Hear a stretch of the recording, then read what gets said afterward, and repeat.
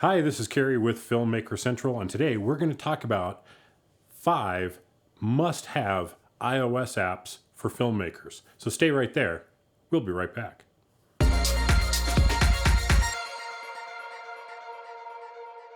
So like I said, today we're going to cover some iOS apps for filmmakers that will make your life a little easier and hopefully more productive.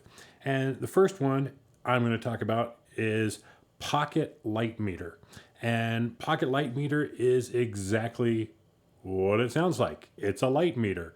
And so if you're having trouble getting your exposure right and you can't afford going out and buying a really nice light meter that can typically run between $100 and $300, this one will do it for you. And it's fairly impressive. Now at $10.99, it's not on the cheap side when it comes to apps, but for what you get, it's actually a great value. You get a fully functioning light meter. And here I'm going to show you how it works here. I've got my focus point there on my Zoom H5, and I want to shoot some cinematic style footage, so I'm going to be at 1/50th of a second, and it looks like I can go ISO 800 at f2.8. That's probably a little narrow for me on this, so I'm going to try bumping it up to 1600, which will allow me to do f3.5.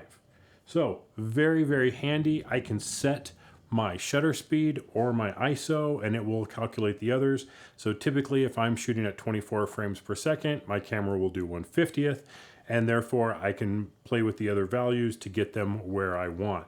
If I'm running too shallow depth of field, I can open that up and it'll tell me what ISO I need to be at. If I want to maintain a certain ISO, let's say I don't want to go over 800 because of noise, it will tell me what aperture I need to be at. So very, very cool app there, and I think it's definitely worth checking out. The next one is Lightspectrum Pro, and I'll go ahead and get this one up here. And Lightspectrum Pro is kind of the other side of the coin, where instead of giving us a exposure reading, it's giving us a white balance reading, and that can be very, very helpful in tricky lighting situations where you have mixed light, maybe a fluorescent and daylight and tungsten and who knows what, and you're trying to get that exposure or that white balance dialed in just right, and you can use this. So again, I'm going to go here and I'm going to take a look at my scene here, and it's telling me I need to be at 3428. And that's pretty cool. So let me look at some of the other options that are in here. So I have a wavelength distribution. I have some filter options, my color space, and then I can save this off. I like having the one on the bottom there, the light color spectrum, so I can kind of see where things are at. I can just pull in closer, 3469, 3498, 35. And I find that this is actually extremely accurate for most purposes. I mean, it's been good enough that I haven't had to make changes after the fact. And I can go ahead and, get a shot of myself, and let's see, I'll just switch it over here, and I can see that because I'm working with the light here, this is the Godox SL60W, which should be coming in at 5600 Kelvin, and I'll put the light on myself here, and well, look at that. I'm right in the ballpark there, around 5500 Kelvin. So definitely worthwhile to get that white balance correct.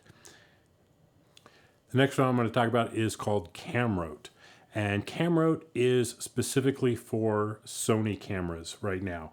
And what it allows me to do is use my phone as a field monitor, so like remote viewing of it, so I can have the camera somewhere else. I can start and stop recording. I can see my waveforms. Really cool features that are in it.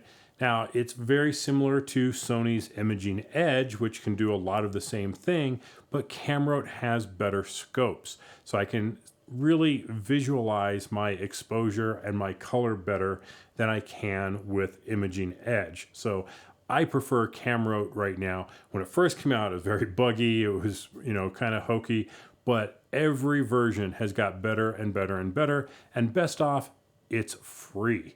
So definitely check out Camrote if you're using the Sony cameras that have the imaging edge ability to control them remotely. Fantastic product. Can't recommend it high enough. I'm really impressed with it for a free product. So if you're using Sony cameras, Camrote is definitely the way to go. Now, another free app is called Focus Chart, and sometimes it can be tricky getting your focus dialed in. And Focus Chart definitely helps in that regard. I can go right to this. I can see if I'm in focus properly, especially when I'm doing manual settings. These charts really show up nice using your focus peaking. And there's a couple different options here to choose from here. I'll just kind of move in closer here so you can see. So there's the main screen, and here's the other screen. And like I said, when I'm doing manual focusing, huge help making sure that if I'm going to be standing here, I can get my focus in. I can just have my phone in the scene where I'm going to be standing, get that focus completely dialed in. So if focus is critical for a shot and I'm going to go to manual, I'm going to put Focus Chart in the frame to make sure that I can get it all dialed in properly. Now, if you're using your mobile phone for your recording, there's no better choice than Filmmaker Pro. I've been involved with Filmmaker for, 2 years now. Been on their beta programs. Very, very impressed with it. There's a lot of things that you can do in terms of focus, zoom, being able to just completely dial in all your settings. We'll go here and I can go to resolution. So I can see that I can go to 4K 2160. Go to my frame rate. I can go up to 60 frames per second in 4K. If I drop to 1080, I can do even better. I can work with Bluetooth microphones. I can have it saved to the camera roll or its own system. I can have it work directly with my Osmo Mobile or Osmo Mobile 2. So there's the settings for that. Osmo Mobile, Zhiyun Smooth 4, the Movi Cinema robot, and it understands the Moondog anamorphic adapter, 35mm adapter, some other options there. And then we'll get into the camera, and we have wide, telephoto, zoom, or selfie, so it can utilize the proper cameras that are available with your machine.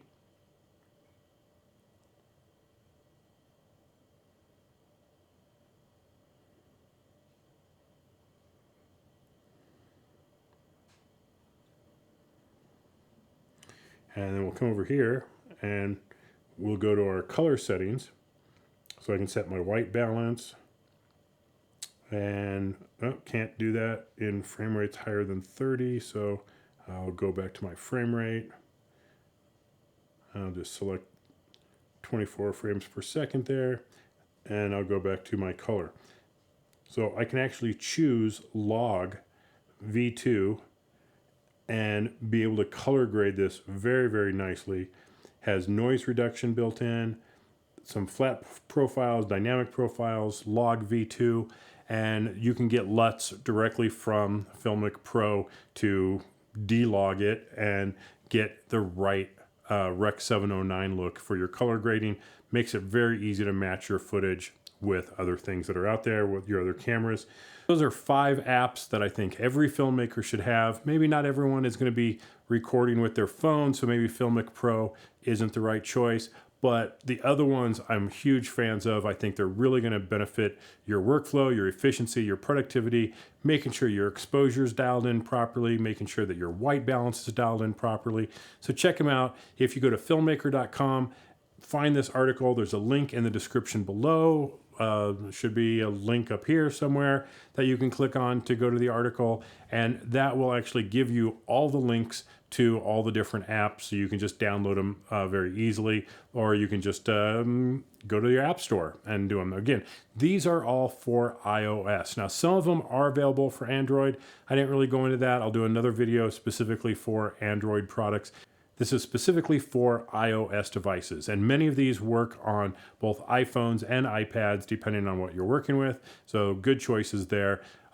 Yes, there are some that are paid there, but I tried not to go super expensive, tried to keep them in a reasonable price range so long as they offered the productivity that I thought they did.